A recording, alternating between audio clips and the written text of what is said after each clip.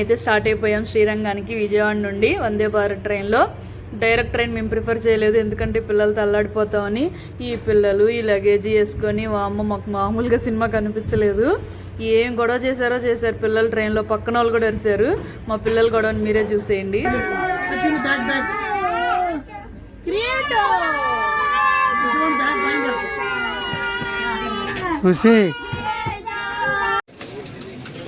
ఏం చేస్తున్నారు మీరిద్దరు? ఫుడ్ అయితే మేమే ప్రిపేర్ చేసి తీసుకొచ్చుకున్నాము. ట్రైన్లో కూడా ఈచ్ పర్సన్కి 300 పే చేస్తే ప్రొవైడ్ చేస్తారు, కానీ మేము హోమ్ ఫుడ్ ప్రిపేర్ చేసాము. మేమైతే దిగేసాము చెన్నై సెంట్రల్లో. So it's very hot. లోపల బాగా చల్లగా ఉంది, ఇక్కడ బాగా వెచ్చగా ఉంది. So it's 10 o'clock exact time దింపారు వందే భారత్ ఆన్ టైం. అదే చెన్నై క్లాక్ టవర్.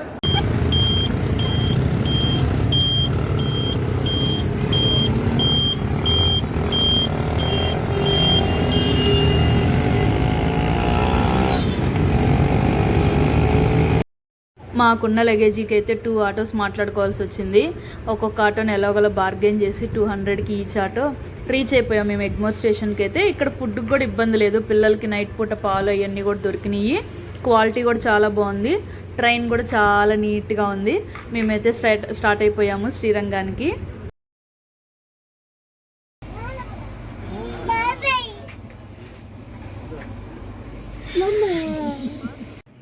మార్నింగ్ 4 కల్లా రీచ్ అయిపోయాం శ్రీరంగానికి.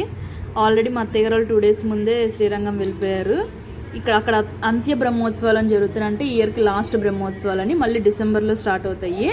సో మా అత్తయ్య గారు ముందే చెప్పారు 6 కల్లా రెడీ అయ్యి రండి, పల్లకి సేవ ఉంటుందని చెప్పి. మేము ఈ సత్రంలో స్టే చేసాము. అమృతవల్లి తాయారమ్మ.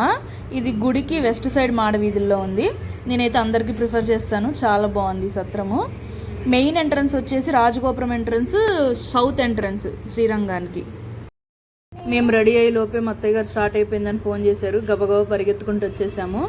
యాక్చువల్గా ఇవి బ్రహ్మోత్సవాల టైం కాబట్టి, లేకపోతే 2 ఏనుగులు పొద్దున్నే రంగాన్ని నిద్ర లేపుతాయి అంట. అది మాత్రం ఎలో చేయలేదు. And next Saturday Sunday Monday అయితే ఎక్కువ ప్రిఫర్ చేయొద్దు దర్శనానికి, ఎందుకంటే బయట నుండే కొంచెం దూరం నుండి చూస్తాం స్వామివారిని. విడి రోజుల్లో అయితే మనకు లోపల వరకు పంపిస్తారనమాట. ఇది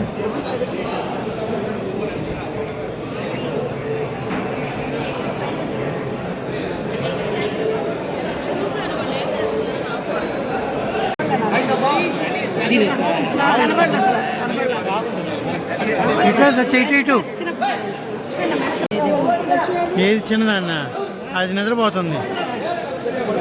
కిరణ్ మైన్ నిద్రపోతుంది, లేపాం. స్వామివారు అయితే పల్లకి సేవకి స్టార్ట్ అయిపోయారు. జస్ట్ అలా కొంచెం లైట్గా దర్శనం చేసుకున్నాం స్వామిని. కుదరలేదు, ఎక్కువ రష్ ఉంది. ఇది జస్ట్ స్టార్టింగ్ వ్లాగేనండి. శ్రీరంగం కాదు, శ్రీరంగం గుడి లోపల కూడా ఏమేమి చూడాలో మీకు నెక్స్ట్ వ్లాగ్లో చెప్తాను. Stay tune for my next updates. Thank you.